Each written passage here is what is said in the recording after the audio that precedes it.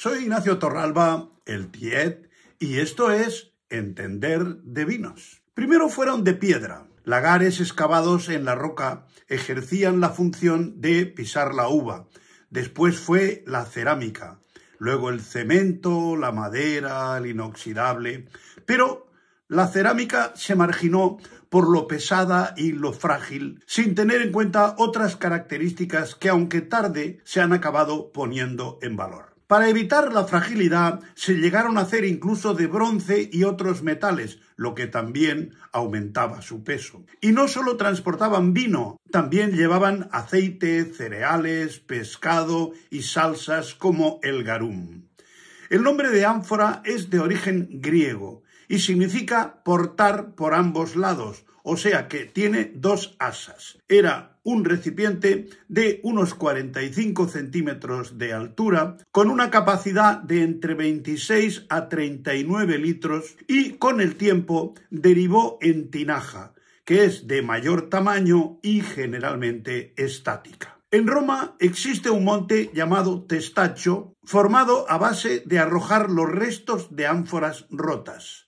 Cuando se generalizó el uso de los toneles de madera, se dejaron de utilizar para el transporte y solamente se usaban las de gran tamaño, tinajas, de forma estática. Para elaborar y almacenar el vino en La Mancha prácticamente no han dejado de utilizarse nunca. Yo de mi infancia, en casa de mis abuelos, recuerdo el uso de cántaros para el agua que había que traer de la fuente. Estamos acostumbrados a que los vinos de crianza tengan el sabor que les transmite las barricas y hasta se ha convertido en un arte conseguir que el vino lo tenga, pero que no destaque excesivamente. Casi todos estamos de acuerdo en que una persona, sobre todo las mujeres, están más guapas maquilladas que al natural, y eso es lo que la madera le da al vino, con lo que ello supone de enmascarar o disimular los aromas y sabores naturales del mismo. Por eso, la vinificación en recipientes de cerámica está experimentando un auge en popularidad en los últimos años. A diferencia de las barricas de roble, las ánforas o tinajas no aportan sabores como la madera al vino, permitiendo que el carácter natural de la uva y el terroir se expresen plenamente en el vino. Además, las ánforas permiten una mejor dosificación entre el oxígeno y el vino, lo que mejora la textura y complejidad del mismo. Las ánforas utilizadas son de arcilla y se fabrican siguiendo técnicas artesanales. La vinificación en tinaja o ánfora presenta una serie de ventajas que vamos a detallar. En primer lugar, la mayor expresión del terroir. La vinificación en ánfora permite una mayor expresión del terroir, ya que el vino no se ve influenciado por los aromas y sabores de la madera de las barricas de roble. El resultado es un vino que refleja con mayor precisión el carácter único de la uva y del lugar donde se cultiva, o sea, sus caracteres y sus aromas primarios. En segundo lugar, como no se suelen utilizar levaduras comerciales ni otros aditivos, la vinificación en ánfora produce vinos más auténticos y naturales. En tercer lugar, una mayor complejidad y textura del vino. La interacción entre el vino y el oxígeno está más controlada que en el caso de la crianza en madera, lo que mejora la textura y la complejidad del vino. En cuarto lugar, hay menos oxidación. La forma y material del ánfora permite una menor exposición del vino al oxígeno en comparación con otros métodos, lo que resulta en vinos con mayor acidez y frescura. En quinto lugar, la sostenibilidad. Es una técnica más sostenible y respetuosa con el entorno. La cerámica se refiere a todos los objetos que han sido elaborados con barro de tierra cocido a alta temperatura, y de ahí también el nombre de terracota. Para ello, el hombre ha de dominar los 4 elementos esenciales: fuego, tierra, agua y aire. El control del fuego por parte del hombre fue sobre 400.000 años antes de Cristo. La cerámica fue el primer arte en el que interviene el fuego. Después aparecieron los objetos de metal, alrededor del 80.000 a.C.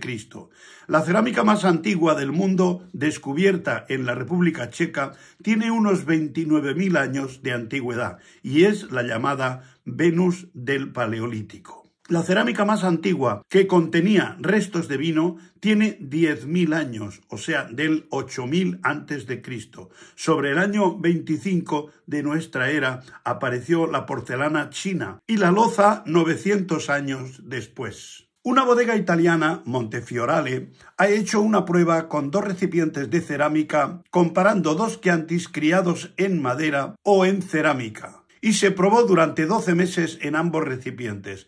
El resultado de la cata del vino por parte de expertos reveló que el 60% prefirieron el criado en madera por su mayor complejidad en el caso del Chianti 2019.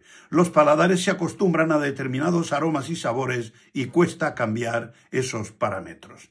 El 100% aseguraron que el vino criado en cerámica era más fresco y fácil de beber. En el caso del Chianti Clásico Reserva 2018, más del 90% prefirieron una muestra que había sido envejecida 1 año en madera y otro en cerámica respecto al que había estado 2 años en madera. Destacando que el recipiente cerámico conserva la frescura y la bebilidad del vino sin hacer que resulte demasiado pesado, manteniendo el vino el componente floral y la percepción de la acidez. Hay que destacar que los recipientes usados para los materiales empleados se parecen más a la barrica que a la tinaja, con la boca superior abierta. En este caso es totalmente cerrada, con una válvula de entrada y salida para minimizar el contacto directo del vino con el aire. En la comparación, la materia prima, la bodega, las variedades y las fases de elaboración son las mismas, pero el paso por los diferentes materiales aporta diferente personalidad al vino. Los vinos criados en madera le aportan aromas y sabores al vino que provienen de la madera y de su tostado. El tueste le aporta los aromas empireumáticos y a chocolate y café que a muchos amantes del vino les encantan. La porosidad de la madera facilita cierto grado de evaporación, lo que influye en el grado alcohólico. En el caso de la crianza en cerámica, la porosidad de la misma jugará el mismo papel, pero lo hará en tiempos diferentes. Además, dependerá del tipo de material cerámico, que en ningún caso aporta aromas ni sabor, pero el vino conserva mejor sus caracteres primarios, frutales y vegetales, así como potencian la personalidad de la variedad de uva, pero no dan la complejidad que da la madera con su aportación de taninos y notas especiadas. Otra ventaja de los recipientes de cerámica es que se puede actuar modificando el tipo de tierras, así como la cocción sobre la porosidad del recipiente final. Bodegas Prado Rey, de la Ribera del Duero, hace unos años que está haciendo pruebas con tinajas de cerámica. Ya dicen que la mayoría de sus vinos pasan por ellas. Una empresa china, radicada en Francia, llamada Vin en Terre, fabrica tinajas de grés natural para vinificación y maduración del vino con capacidad desde 200 a 1.200 litros, elaborados con sílice del Valle de Sichuan.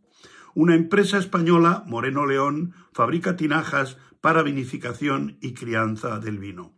Hay diferentes tipos de arcillas, pero es frecuente mezclarlos para que cada una aporte sus cualidades. Unas son más duras y otras más porosas. Se ara y se arranca la arcilla y se sumerge en una hondonada o charco que se inunda y se va extrayendo a capazos. Se vierte en un pilón donde se amasa a brazos.